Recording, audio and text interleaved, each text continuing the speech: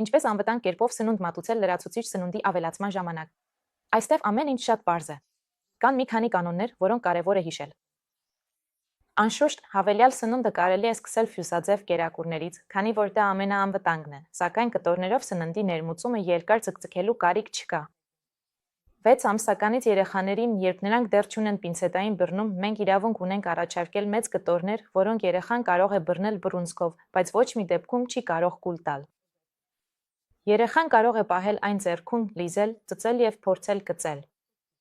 Այս կերպ փոքրիկը կզարգացնի կծելու և ծամելու հմտությունները։ Անշուշտ, դուք փոքրիկին ուտելիք եք տալիս միայն ձեր անձնական վերահսկողության տակ, որպեսզի սննդի հետ ծանոթանալու գործընթացը լինի առավելագույնս անվտանգ։ Կտորը պետք է լինի հաստությամբ և երկարությամբ մոտավորապես մեծահասակի 2 մատի չափ։ Փոքրիկը պահում է այդ կտորը բռունցքում և չի կարող լիարժեք կծել, բայց կարող է ծծել կամ կրծել։ Օրինակ, մանգոյի կորիզը, խոշոր խնձորի շերտը։ Այսինքն այնպիսի մթերքներ, որոնք հաստատ դժվար է կծել, և փոքրիկը պարզապես ծծում է դրանք իր լնդերով։ Բայց զգույշ եղեք փափուկ մթերքների հետ։ Օրինակ, բանանը չենք տալիս մեծ կտորով, որովհետև այն փափուկ է, երեխան կարող է լնդերով մեծ կտոր կծել և խեղդվել։ Եվ այսպես, կարևոր անվտանգության կանոններ։ Ամեն ինչ, ինչ կլոր է, պետք է կիսել 2 մասի։ Օրինակ, խաղողը, հապալասը կամ չերի լոլիկը։ Ամեն ինչ, ինչ փոքր է, պետք է փափկեցնել կամ ճզմել պատարագաղով։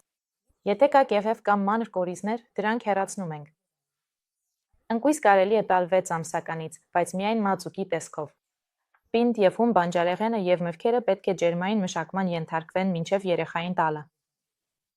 Իսկ արդեն 8-9 ամսականից կարող ենք հանգիստ առաջարկել ավելի փոքր կտորներ։ Դրանք պետք է լինեն փափուկ, բառացիորեն մատներով սեղմելիս քանդվեն, բայց այնուամենայնիվ անվտանգության կանոնները մնում են նույնը։ Եվ վերջում, բայց ոչ պակաս կարևոր։ Երեխան ուտում է միայն ձեր հսկողության տակ։ Դուք պետք է գտնվեք երեխայից 1 ձեռքի հեռավորության վրա։ Փոքրիկը պետք է նստի աթոռին, առանց սահելու կամ ներքև իջնելու։